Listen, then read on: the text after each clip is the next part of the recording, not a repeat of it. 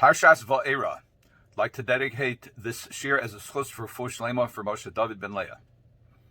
So the Parsha begins with the context of what we have come to know as the Arba Lashonos Geula, the four expressions of redemption. Votseisi, V'itzalti, V'ga'alti, V'lakachti. I'll take them out, meaning this is HaKadosh Baruch Hu talking to Moshe, and he says, this is what I'm going to do, and this is what you should tell the Bnei Yisrael. Tell the children of Israel, I'm going to take them out. V'hotzesi. V'itzalti, I'm going to save them. V'ga'alti, I will redeem them. V'lakachti, and I will take them. V'hevesi eschem el ha'aretz. And then finally, and some say this is the fifth language of redemption, I will bring them to Eretz Yisrael. This is the news of the redemption. And what's the response of the Bnei Yisrael? The Torah says, V'daber Moshe kein el Bnei Yisrael. And Moshe said that which God commanded him to the children of Israel. V'lo shamu el Moshe mikotzer ruach ume'avodah kosha. They didn't listen to Moshe. They did not accept his comfort, his words of comfort. He didn't accept them. This is Rashi's explanation. The Mefarshei Rashi says that Shema sometimes means hear, sometimes means listen, sometimes it means accept. They wouldn't accept it. They wouldn't accept. Why?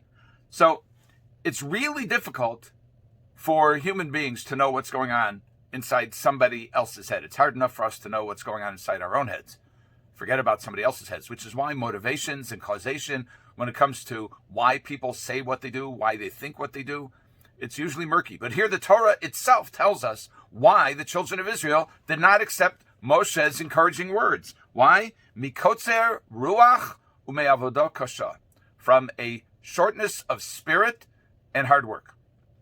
Rashi explains that when somebody's agitated, they start breathing shallow. Their breathing is shallow, and they don't have what we might call headspace or bandwidth. They just can't think about it. They're too absorbed, overwhelmed, if you will, by the pain.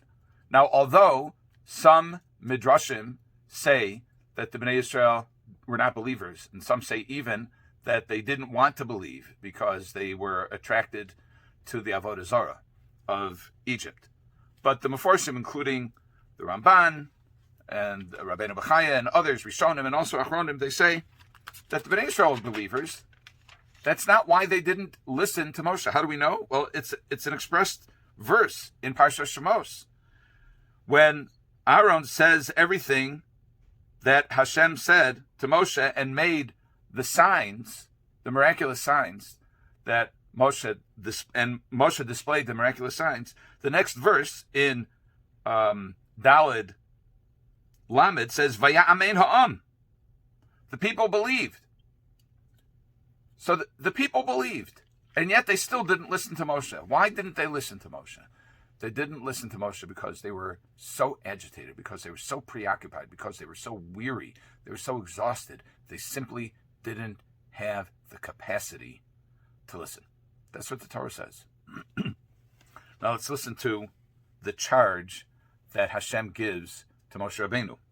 Right after it says that the Jews wouldn't listen, the Bnei Yisrael wouldn't listen to Moshe, the verse in Perek Vav, Pasuk Yud Aleph, says, Vaydaber Hashem al Moshe lemor. Hashem says to Moshe, Bo daber Paro melech Mitzrayim, come, speak to Paro, the king of Egypt, Vishalach es Bnei Yisrael me'ertzo, and he shall send out Israel from his land. Moshe objects. Vaydaber Moshe lefnei Hashem lemor. And Moshe says before God, saying, Hein b'nei Yisrael lo shemu elai ve'ech yishma'ini Paro v'ani ar al sfasayim. How is it? How could that be? The children of Israel didn't listen to me. How is Paro going to listen to me? And I am aral sfasayim. I am. It's difficult for me to speak. Whether that means because of a speech impediment or because he didn't consider himself eloquent. Now, Rashi says that this is one of several kal v'chomers in the Torah. Kal v'chomer is when we reason from a more difficult circumstance to apply a principle to an easier circumstance to apply a principle, sometimes known as a fortiori or a kol shekain. which is, if Bnei Yisrael wouldn't listen to me, Bnei Yisrael, who really would like to listen to me, who it seems they have a lot riding on the success of my narrative. Paro, for whom this would be a disaster, he would lose his significant part of his workforce and probably lose his covet, etc. So how's he going to listen to me? That's a kal v'chomer. What's this va'ani aras vasayim? And I am a closed mouth. I'm closed up. My mouth can't speak. My lips can't speak. I'm not eloquent. So what role does that play? So let's skip ahead. After this episode, a few psukim later, there's an accounting of many of the children of Levi and some of the marriages that took place, etc. And then the Torah picks up apparently where it left off. This is in Perek Vav, Pasuk Chavtes.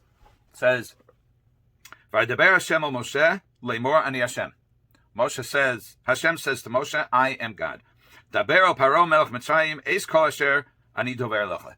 Tell him everything that I tell you. And Rashi says this is a continuation of the previous dialogue. It's just kind of a small recapitulation so that we can pick up on the narrative.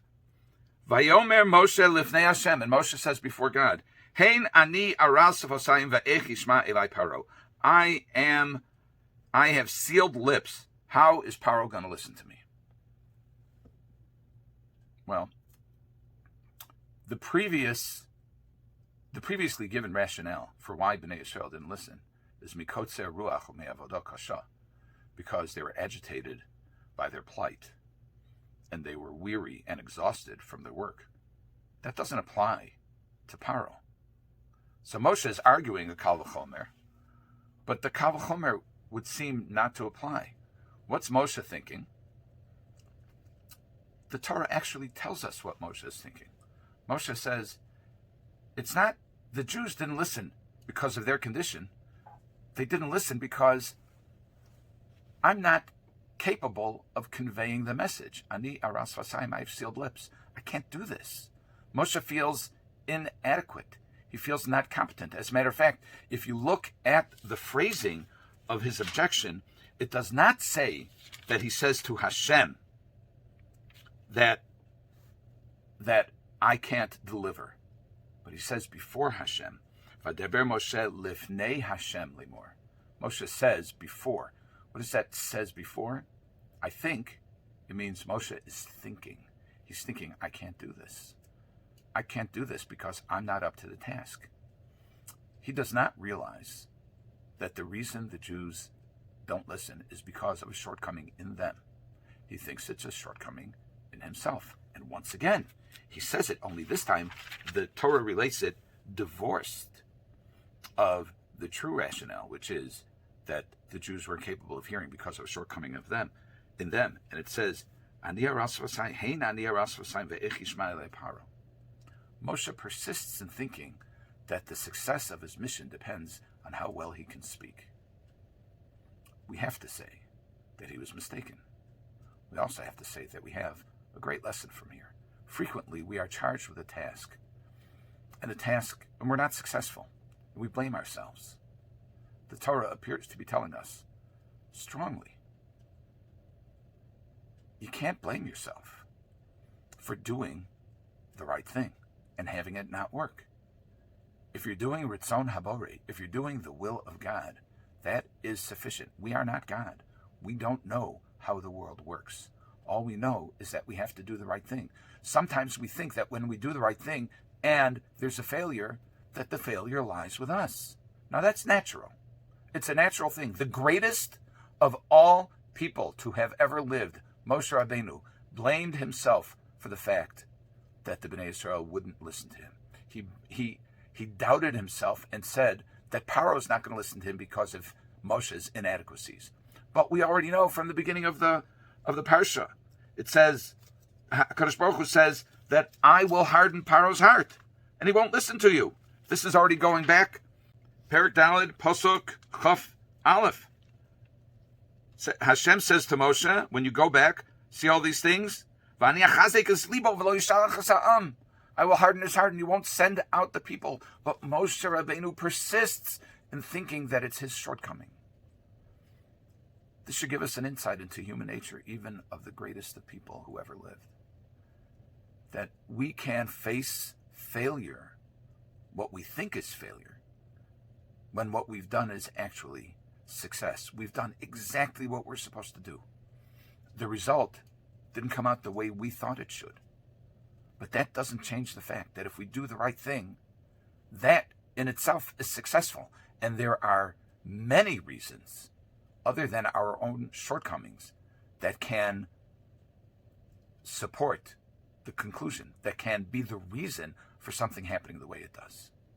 Moshe Rabbeinu teaches us, yes, we have to constantly strive to improve. And Moshe Rabbeinu did, and we must. But we also have to understand, we do what we can, and HaKadosh Baruch Hu brings about the results that he wants. Have a good Shabbos.